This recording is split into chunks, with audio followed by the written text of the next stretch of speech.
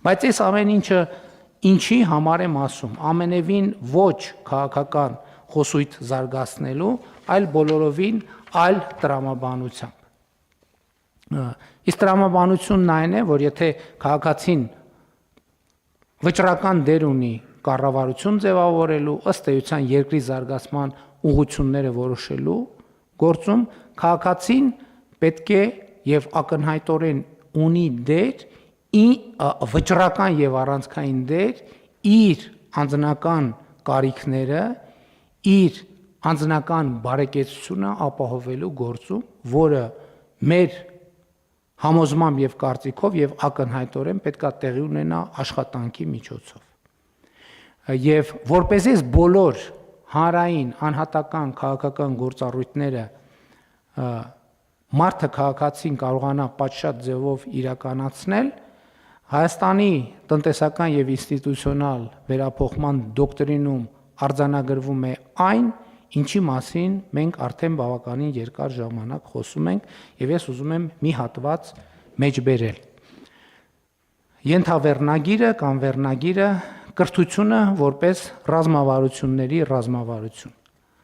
Հայաստանի նոր տնտեսական պարադիգմի առաջին եւ առանցքային հիմքը կրթությունն է։ Առանց հասանելի արդիական եւ մրցունակ կրթական համակարգի եւ կրթությունը որպես ցկյանս ապրելակերպ որդեգրելու բարեփոխումների արդյունավետությունը տուժում է։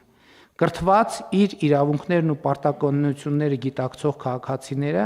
պետության ազատության եւ ժողովրդավարական կենսունակության ամենահուսալի հենարանն են։ Կրթությունն այլևս պարզապես մեկ ճյուղային քաղաքականություն չէ, այլ դոկտրինի առանցքը,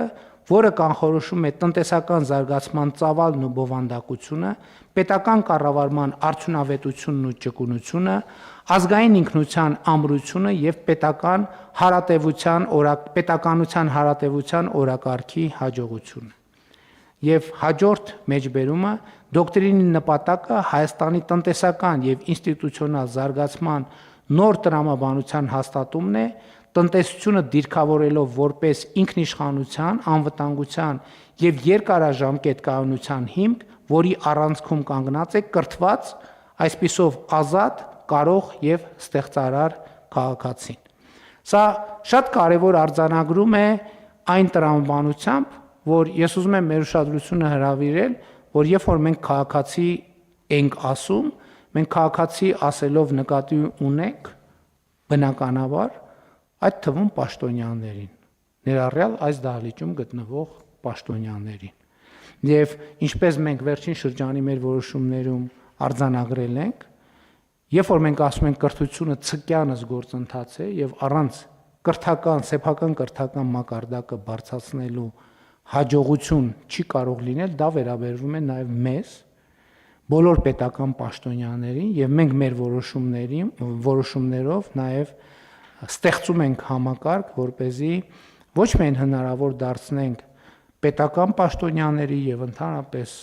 բոլորի համար կրթությունը, այլև որոշակի կառուցակարգեր սահմանենք, որում պետական պաշտոնյայի գործունեությունը կարողանանք գնահատել նաեւ այդ տեսակետից, ինչքանով է ինքը զբաղվում իր